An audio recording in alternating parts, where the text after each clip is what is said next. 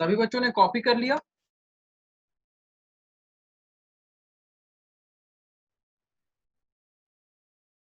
Yes sir. ठीक है, अब देखो बस मैंने साइन कॉस और टैन का तुम्हें लिखवाया है वैल्यू। अगर मान लो तुम्हारे पास आए कोसेक सेक या कॉट की वैल्यू, तो उसको याद अलग से नहीं रखना है, ठीक है। अगर सपोज तुम्हारे पास एक वैल्यू आती है कि भाई कोसेक 60 बताओ क्या होता है, तो कोसेक 60 की वैल्यू अलग से याद मत करो। क्या होगा, उसमें बहुत सारा फॉर्मूला हो जाएगा, सब भूल जाओगे। कोसेक 60 हम याद करेंगे, कोसेक साइन का उल्टा होता है, तो ये हो गया 1/sin60। और साइन हमें याद है, तो ये हो गया 1/√3/2। रेसिप्रोकल हो गया, ये हो गया 1/2 रूट। ठीक है, उसी तरह से मान लो तुम्हारे पास आया कॉट 90 की वैल्यू क्या है, तो कॉट 90 क्या होता है, टैन का उल्टा होता है 1/tan90। टैन 90 मैंने क्या बताया था, 1/0। ठीक है, तो इसका उल्टा डायरेक्ट कर दो। ठीक है, टैन 90 का उल्टा कर दो, वो आ गया 0/1 विच इज इक्वल टू 0। वैसे एक और मैं वैल्यू बोलता हूं, सपोज तुमसे पूछा गया सेक 45 क्या होता है। अब तुम्हें क्या पता है सेक किसका उल्टा होता है, कॉस का उल्टा होता है। तो कॉस 45 देखो क्या आ रहा है, 1/√2। तो सेक 45 क्या होगा, √2/1, दैट इज √2। ठीक है, तो अगर हमें साइन कॉस टैन ध्यान में है या सिर्फ साइन ध्यान में है, तो बाकी सब हम आराम से निकाल लेते हैं। ठीक है, तो इसलिए बुक में तो सभी वैल्यूज दिया हुआ है, सेक कोसेक टैन कॉट का भी दिया हुआ है, बट मैं वो नहीं लिखवा रहा हूं, क्योंकि अगर तुम ये प्रोसेस से याद रखोगे ना, तो तुम्हें एग्जाम में याद रहेगा। बहुत बार बच्चे क्या होता है, जो टेबल याद कर लेते हैं, बहुत बार वो क्या गड़बड़ कर देते हैं वैल्यूज में। तो इसलिए ये तरीका है, इस तरीके से याद रखो। अगर मान लो एग्जाम में तुम्हें वैल्यूज एग्जैक्ट याद नहीं भी आ रहा है, तो मुश्किल से 10 सेकंड लगेंगे, ये पूरा टेबल तुम रफ में तैयार कर लोगे और फिर वैल्यूज पुट कर लेना। ठीक है, किसी बच्चों को यहाँ पे कोई डाउट? चलो आगे बढ़ते, कुछ क्वेश्चन सॉल्व करते हैं। ये दो क्वेश्चन है, क्वेश्चन 1 एंड क्वेश्चन 2। तो पहला क्वेश्चन देखते हैं, 2 tan² 45 plus cos square 30 minus sine square 60। अब मैंने तुम्हें ऑलरेडी ये बता रखा है कि अगर कहीं पे tan स्क्वायर थीटा हो, तो ये क्या होता है, ये होता है tan थीटा का स्क्वायर। ठीक है, तो इसी कंसेप्ट को हम यहां पे यूज करेंगे। 2 tan² 45 को हम लिख सकते हैं 2 tan 45 का स्क्वायर प्लस कॉस स्क्वायर 30 को लिख सकते हैं कॉस 30 का स्क्वायर, और साइन स्क्वायर 60 को क्या लिख सकते हैं, साइन 60 का स्क्वायर। ठीक है, तो अब देखो वैल्यूज पुट करो, तुम्हारे पास टेबल है, तुम टेबल से अभी हेल्प ले लो, कुछ दिन में क्या होगा, टेबल अपने आप तुम्हें याद हो जाएगा। तो ये हो गया 2 tan 45 होता है 1, तो ये हो गया 1 का स्क्वायर। ठीक है, कॉस 30 क्या होता है भाई, कॉस 30 वही होगा जो साइन 60 होगा। ठीक है, कॉस 30 क्या होगा, जो साइन 60 होता है। तो देखो, क्योंकि हमने क्या बोला था कि कॉस को हम रिवर्स ऑर्डर में लिखते हैं, तो ऐसे ध्यान में रखो, साइन 60 क्या होता है, वो थर्ड नंबर पे आता है, तो √3/2 होता है वो। तो कॉस 30 भी क्या हो जाएगा, √3/2 हो जाएगा। अगर इस तरह से तुम याद रख सकते हो तो इस तरह से रखो, नहीं तो साथ में तुम्हारे पास टेबल है, टेबल से देख के वैल्यू पुट कर लो। साइन 60 क्या होता है, √3/2 होता है। ठीक है, यहां तक बात क्लियर है। अब देखो यहाँ पे 2 × 1², ये क्या हो गया, 2 हो गया, प्लस इधर देखो भाई, √3/2 का होल स्क्वायर माइनस √3/2 का होल स्क्वायर क्या होगा, ये ऐसे ही कट जाएगा, इसको सॉल्व करने की जरूरत ही नहीं है। तो इधर आ गया 0, तो आंसर क्या आ गया, 2 आ गया आंसर। बात आई समझ में सभी को?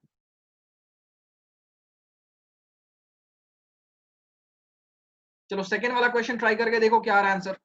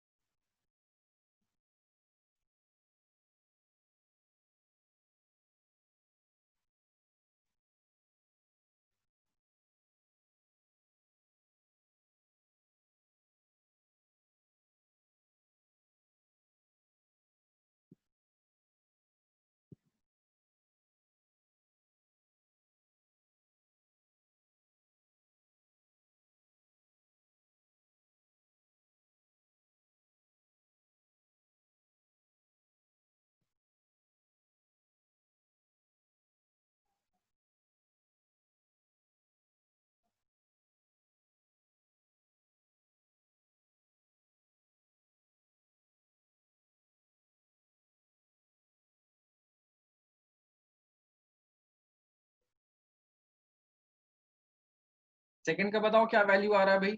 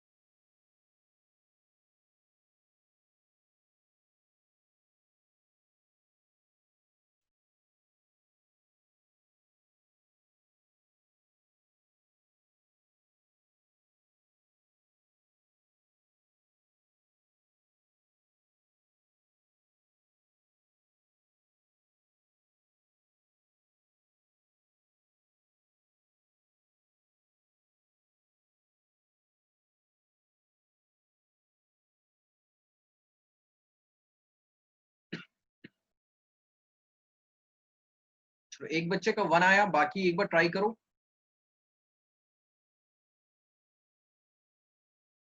Sir, please wait for 2 minutes.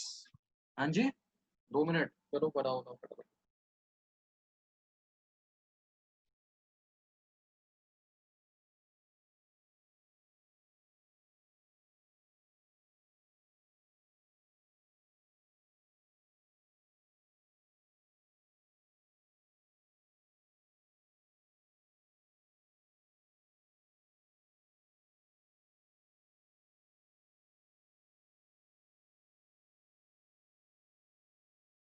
सभी बच्चों को ये कॉन्सेप्ट समझ में आ गया? किसी को कोई डाउट है कि अप्लाई कैसे कर रहे हैं ये वैल्यूज?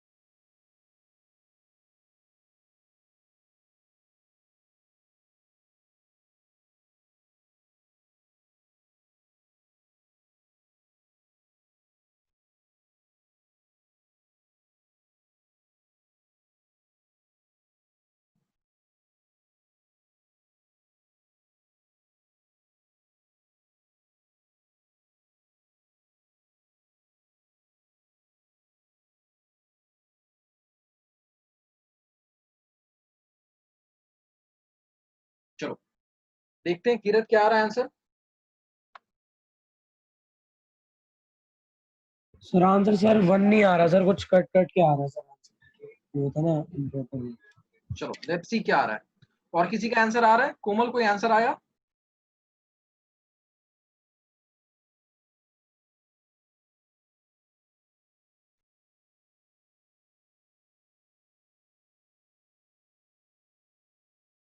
चलो so let's put the value here. Sine 30, भाई साइन 30 क्या तुम्हारे पास टेबल है, टेबल से तुम देख लो साइन 30 क्या होता है। साइन 30 होता है 1/2 प्लस tan 45 का 1 कोसेक 60, कोसेक 60 साइन 60 उल्टा होता है, ठीक है। साइन 60 क्या होता है, साइन 60 होता है √3/2। सर आपकी आवाज चले गई।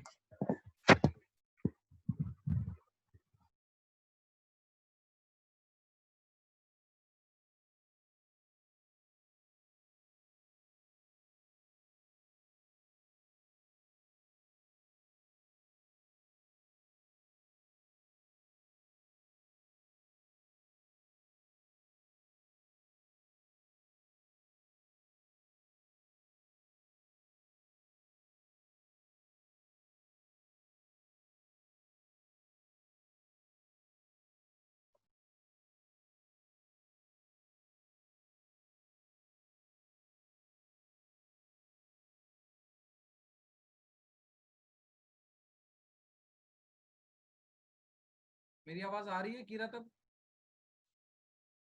यस सर अब आ रही है। तो साइन 60 क्या होता है भाई, साइन 60 होता है √3/2। तो कोसेक 60 क्या होगा इसका उल्टा, दैट इज 2/√3। तो यहाँ वैल्यू देखो -2/√3 बाई सेक 30। सेक 30 क्या होगा, कॉस 30 का उल्टा। कॉस 30 क्या होता है √3/2। √3 सेक 30 क्या होगा इसका opposite, that is 2/√3 plus cos 60। Cos 60 होता है जो साइन 30 होता है, that is 1/2 plus cot 45। Cot 45 होता है tan 45 का उल्टा। tan 45 क्या होता है, 1 होता है। 1 का मतलब 1/1 होता है। तो cot 45 क्या होगा इसका उल्टा, दैट इज 1 इटसेल्फ। तो ये आ गई वैल्यूज। अब इनको सॉल्व कर लो।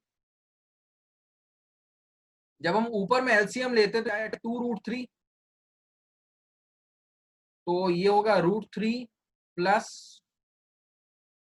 2√3 -4। नीचे देखो ये क्या है, एलसीएम आ रहा है 2√3, ऊपर क्या आएगा 4 प्लस √3 प्लस 2√3। सो जब इसे हम सॉल्व करते हैं तो 2√3 कट गया ऊपर नीचे से। ये क्या आया 2√3 प्लस √3 इज 3√3 -4 अपॉन ये क्या हो गया 3√3 प्लस 4। ठीक है। अब हमें क्या करना पड़ेगा, इसे रैशनलाइज करना पड़ेगा, क्योंकि डिनोमिनेटर में रूट नहीं रहना चाहिए, तो उसको रैशनलाइज करते हैं।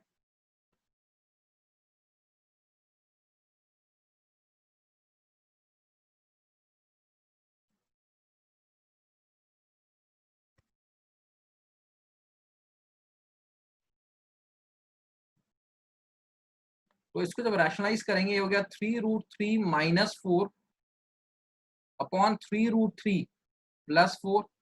रैशनलाइज करते वक्त ये किससे मल्टीप्लाई होगा, 3√3 -4 से। तो ऊपर में देखो क्या आ रहा है 3√3 -4 का होल स्क्वायर, और नीचे क्या आ रहा है a plus B into A minus B, that is A square minus B square. ठीक है। तो डिनोमिनेटर देख लो, 3√3 का स्क्वायर क्या हो जाएगा, 3 का स्क्वायर हो गया 9 और √3 का स्क्वायर हो गया 3। तो ये हो गया 9 × 3 इज 27, ये आया 16। तो 27 माइनस 16, ऊपर में आइडेंटिटी लगेगा A square plus B square -2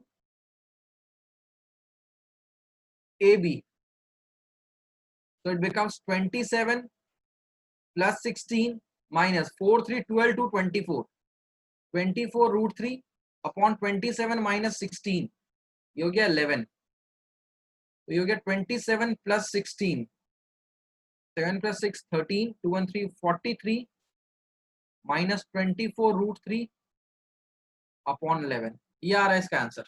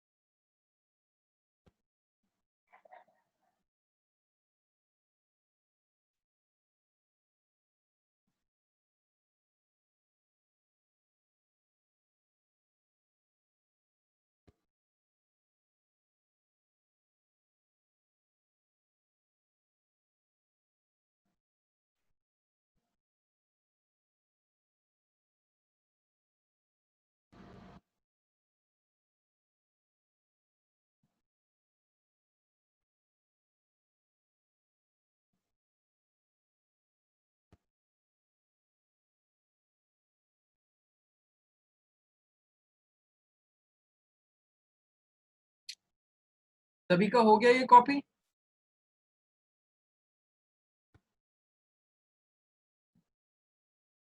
copy हो जाएगा तो मुझे चैट बॉक्स में बता देना,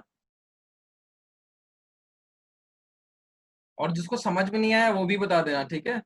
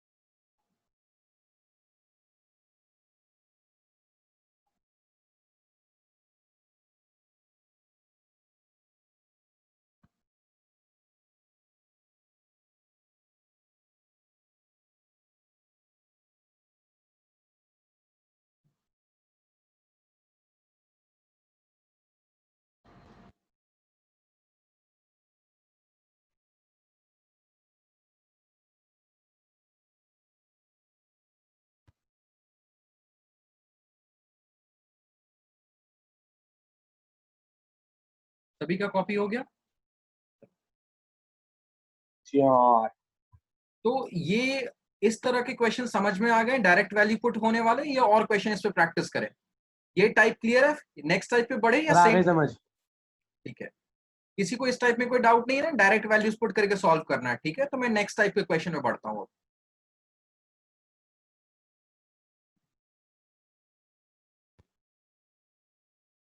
नेक्स्ट टाइप का क्वेश्चन क्या है? If tan a plus b is √3 and tan a minus b is 1 by √3, where a plus b का कंडीशन क्या दिया हुआ है? ये 90 से छोटा है और 0 से बड़ा है। What does it mean? इसका ये मतलब है a plus b is acute, ये acute एंगल है, ठीक है? Where a is greater than b, ये भी कंडीशन दिया हुआ है। Find a and b। देखो कंडीशन से तुम्हें कुछ करना नहीं होता, ठीक है? कंडीशन से कोई मतलब नहीं है उसका।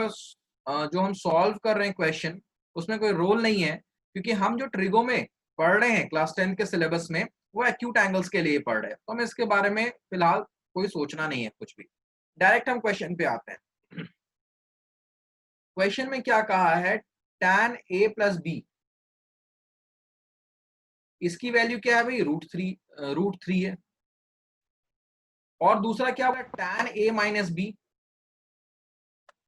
ये क्या आ रहा है? 1/√3 आ रहा है, ठीक है? यहां तक बात क्लियर है? अब यहां से हम क्वेश्चन को कैसे सॉल्व करेंगे ये देखो।